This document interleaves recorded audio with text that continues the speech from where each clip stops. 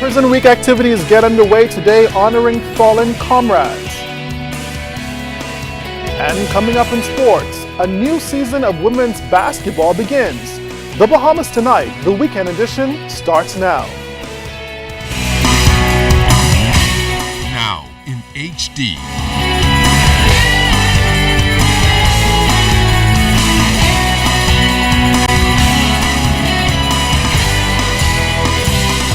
ZNS Network presents The Bahamas Tonight. This segment of the news is brought to you by BTC, powered by Lime.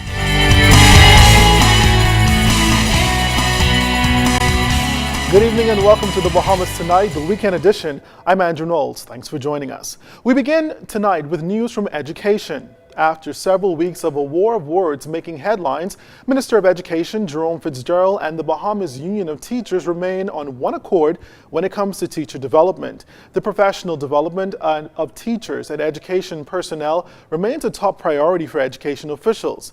And that's why Education Minister Fitzgerald says they're eagerly preparing for the opening of the Professional Development Institute on location at the former Mabel Walker Primary School. The Education Minister was addressing about 100 officers during the recent Bahamas Union of Teachers one-day workshop with shop stewards at Super Club Breezes.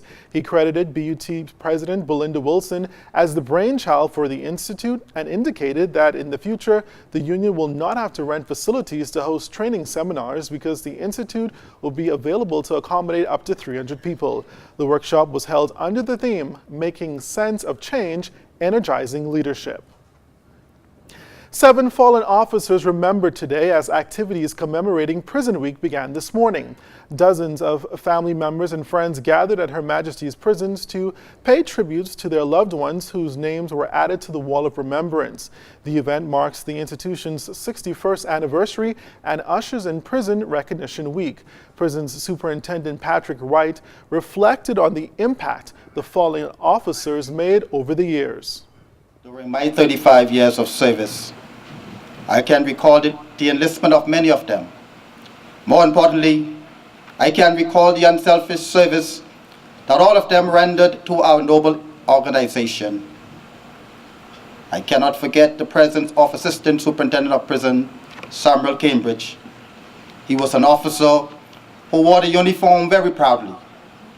Also, Sergeant Beadle's name is still being echoed in the walls of the prisons as a strong disciplinarian, and Sergeant Andrew Simonet, who graced us with his joyful spirit.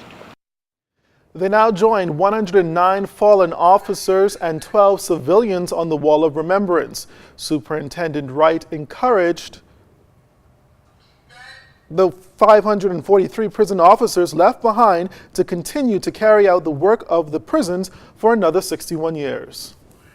This year, we are celebrating 61 years of excellent service at our facilities under the theme, Agents of Change, Transforming from Punitive to Corrections. Let me encourage each of you going forward to embrace every opportunity to love, to encourage, to respect, and to care for each other.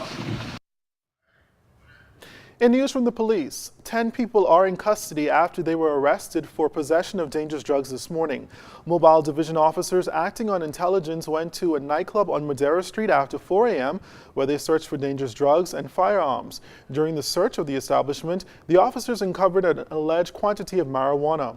The 10 suspects, consisting of 9 men and 1 woman, were then taken into custody. Investigations are ongoing. Well, works are progressing on the renovation and expansion of Commonwealth Bank's Oaks Field branch. You may recall back in May, fire damaged the bank's branch, forcing the closure of one of its busiest locations. A $2.1 million contract for the renovation and expansion was signed in August, and since that time, Commonwealth Bank's president Ian Jennings says the contractors have been on a very aggressive schedule. We are looking at final completion date in early 2014. As with any other construction projects, there's been minor issues that have we've had to reassess final delivery dates. I would like to say that if you remember back to when the contract was awarded, the contractors gave us every undertaking that they would try and meet the deadlines, and they've been doing an excellent job in working to that. So we're looking at the project being finally complete early in the new year. According to his family members, leader of the popular Valley Boys Junkanoo group, Winston Gus Cooper, is said to be in good spirits while he's being detained in a Florida-based hospital over the past 3 months. Physicians found a tumor that had to be removed, resulting in the Junkanoo icon receiving intense occupational, speech, and physical therapy daily. And to defray his skyrocketing medical costs, the new formed group of friends of Gus Cooper will hold 2 special events in his honor in 2 weeks. A benefit will be held on Saturday, November 16th at the Balmoral Club on Sanford Drive, and the Valley Boys Junkanoo practice on Sunday, November 17th will pay tribute to Mr. Cooper. The organization comprises Junkanoo and sports leaders as well as friends and supporters of Mr. Cooper. He formed the Valley Boys Junkanoo group back in 1958 at the age of 17 in his parents' backyard. That's why Valley Boys Chairman Brian Adderley sincerely thanks everyone for supporting the group's oldest and longest-serving member. Boys are celebrating 55 years of existence. And so he's, as I said, our longest and serving active member. He's had no break in service. And he's regarded as the father and the godfather of modern-day Junkanoo. He's been very instrumental in bringing a lot of innovations to Junkanoo. And he has also been very instrumental in the carnival that's going to be launched in 2015. In fact, some of the ideas that he's been trying to encourage some of the members of the Junkanoo community to embrace in Junkanoo, he has recommended that some of those be transferred to the new carnival. The family wants to raise about $500,000 to offset Cooper's medical expenses, which are pegged at $3,500 a day. When Gus speaks to his sons Francisco and Elton, he reminds them that Junkanoo is his life. All my life, I've been under his wing. He didn't want me to get into Junkanoo, but hey, I've been involved in it for 40 years now, and there's no turning back. It's worse than the disease. Once you got it, you can't get rid of it. Prime Minister Perry Christie extending condolences today on the passing of the Dean of the Honorary Consular Corps of the Bahamas, Manuel Cotillas. Mr. Cotillas also served as the Honorary Consul for Mexico.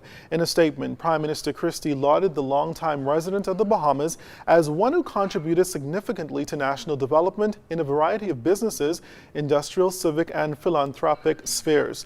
Prime Minister Christie said the Cuban diplomat was highly regarded for his major commitment to civic and charitable work, particularly in the area of education. Mr. Cotillas was a driving force behind the Lifer Key Foundation, having provided sterling service as its chairman for many years. Prime Minister Christie expressed condolences on behalf of the country to the widow and family of Mr. Cotillas, who passed away this weekend. When the weekend edition continues, hundreds flood Sandals private island for a special concert in aid of the Pace Foundation. You're watching The Bahamas Tonight.